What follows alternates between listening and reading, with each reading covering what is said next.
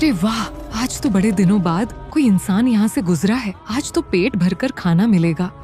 एक गांव में गोपाल नाम का एक किसान रहता था। इस साल गोपाल ने अपने खेत में टमाटर की खेती की थी और बहुत ही अच्छी पैदावार हुई थी। एक दिन वो खेतों से ताजे ताजे लाल टमाटर तोड़कर शहर की सब्जी मंडी में बेचने गया। टमाटर ले लो टमाटर, ताजे ताजे टमाटर, एक बार खाओगे तो बार बार आओगे। शाम तक उसके लगभग सारे टमाटर बिक गए। सिर्फ थोड़े से टमाटर बचे थे। गोपाल उन बचे हुए टमाटरों को टोकरी में लेकर पैदल ही घर वापस लौट रहा था। रास्ते में एक सुनसान जगह पड़ती थी जहाँ एक चुड़ैल रहती थी। वह चुड़ैल कई दिनों से बहुत भूखी थी। जैसे ही उसने गोपाल को वहाँ से गुजरते देखा, उसके चेहरे पर खुशी आ गई। अरे वाह, आज तो बड़े दिनों बाद कोई इंसान यहाँ से गुजरा है। आज तो पेट भरकर खाना मिलेगा। चुड़ैल गोपाल को पकड़ने ही वाली थी कि तभी टोकरी से एक टमाटर नीचे गिर पड़ा। चुड़ैल जल्दी से उसे उठाकर घुमा फिराकर देखने लगी। अरे ये कैसी अजीब चीज है। उसने टमाटर का एक टुकड़ा खाकर देखा और खाते ही उसकी आंखें चमक उठीं। अरे वाह, ये तो बहुत स्वादिष्ट है।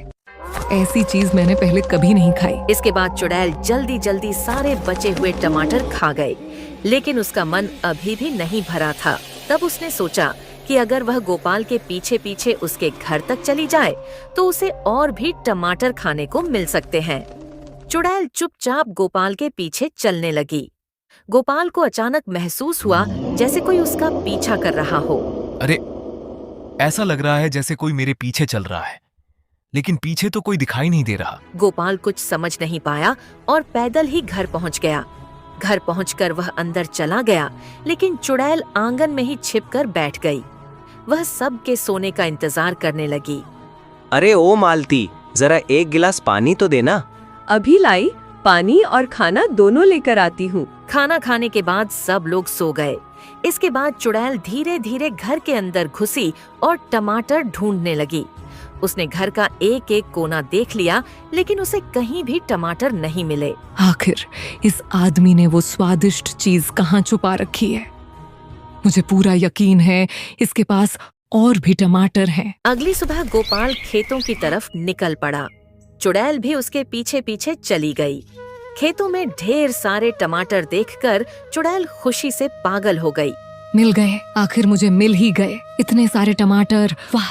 गोपाल थोड़ी देर के लिए कहीं और चला गया। इसी मौके का फायदा उठाकर चुड़ैल ने खेत के सारे टमाटर खा लिए। जब गोपाल वापस आया तो खेत खाली देखकर हैरान रह गया। अरे, अभी तो यहाँ इतने सारे टमाटर थे, सब अचानक कहाँ गायब हो गए। अब मैं क्या करूँगा, मेरा तो बहुत बड़ा नुकसान हो गया। गोपाल वहीं बैठकर सिर पकड़कर रोने लगा। उसे रोता देखकर चुड़ैल को बहुत बुरा लगा। मेरी वजह से इस भले आदमी का इतना नुकसान हो गया। अब मुझे ही उसके खेत में दोबारा टमाटर उगाने होंगे। अगले दिन दुख और चिंता की वजह से गोपाल बीमार पड़ गया। उसने खेतों में जाना भी बंद कर दिया। इसी बात का फायदा उठाकर चुड़ैल खुद खेतों में काम करने लगी। वह खेत साफ करती, बीज बोती और रोज पानी डालती। कुछ दिनों बाद छोटे छोटे पौधे निकलने लगे। अरे वाह, मैंने कर दिखाया। अब भोला बहुत खुश होगा। लेकिन पौधे बहुत धीरे धीरे बढ़ रहे थे। चुड़ैल परेशान हो गई।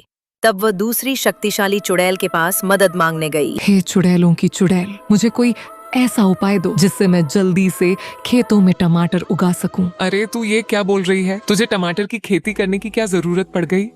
मैं क्या बताऊं, मैंने पहली बार टमाटर छके और वो मुझे इतने स्वादिष्ट लगे कि मैंने एक गरीब और भले आदमी के खेत के सारे टमाटर खा लिए। बेचारा इस सदमे में बीमार पड़ गया। वो बहुत रो रहा था। उसे देखकर मुझे बिल्कुल अच्छा नहीं लगा, इसलिए मैंने उसकी मदद करने की कोशिश की और उसके खेतों में फिर से टमाटर की खेती शुरू कर दी। लेकिन अब वो पौधे अपने तरीके से धीरे धीरे उग रहे हैं। ऐसे तो उन्हें बड़ा होने में बहुत वक्त लगेगा और टमाटर आने में कई महीने लग जाएंगे। बेचारा आदमी तब तक क्या बेचेगा और अपना घर कैसे चलाएगा? उसके घर में उसकी बीवी और 2 छोटे छोटे बच्चे भी हैं। बड़ी चुड़ैल उसकी बात सुनकर हैरान रह गई। तुझे 100 मील दूर एक जादुई तालाब मिलेगा। उसका पानी खेत में डालते ही फसल जल्दी तैयार हो जाएगी। लेकिन ध्यान रखना, वो पानी बहुत शक्तिशाली है।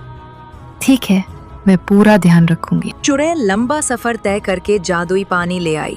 उसने थोड़ा थोड़ा पानी पूरे खेत में छिड़क दिया। अगली सुबह जब वो वापस आई तो पूरा खेत टमाटर से भरा पड़ा था। अरे वाह, मैंने कर दिखाया। अब भोला बहुत खुश होगा। कुछ दिनों बाद भोला ठीक होकर खेत देखने पहुंचा। खेतों में हजारों टमाटर देखकर उसकी आंखें फटी की फटी रह गईं। अरे ये कैसे हो गया? पहले सारे बैंगन गायब हो गए और अब इतने सारे वापस आ गए। भोला खुशी खुशी ताजे लाल टमाटर तोड़कर बड़ी बड़ी टोकरियों में भरने लगा। धीरे धीरे सारी टोकरियां टमाटरों से भर गईं। इसके बाद भोला टोकरियों को उठाकर खुशी खुशी अपने घर की तरफ चल पड़ा। घर पहुंचते ही उसने मालती को खेत में हुए उस अजीब चमत्कार के बारे में सब कुछ बता दिया। मुझे तो तुम्हारी बात पर बिल्कुल यकीन नहीं हो रहा। भला ऐसा भी कहीं हो सकता है?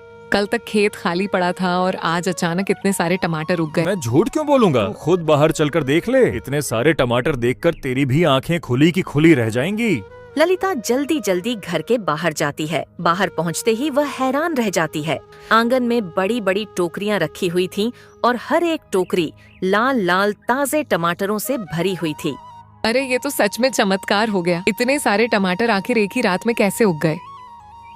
तभी अचानक तेज हवा चलने लगती है। चारों तरफ अजीब सी आवाजें गूंजने लगती हैं। गोपाल और ललिता डर कर इधर उधर देखने लगते हैं। उसी समय उनके सामने अचानक वही चुड़ैल आकर खड़ी हो जाती है। उसे देखकर दोनों डर जाते हैं और पीछे हटने लगते हैं।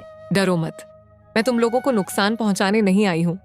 मैं तो सिर्फ तुम्हें सच बताने आई हूँ। चुड़ैल की बात सुनकर गोपाल और ललिता थोड़े शांत हो जाते हैं। इसके बाद चुड़ैल उन्हें सारी बात बताने लगती है।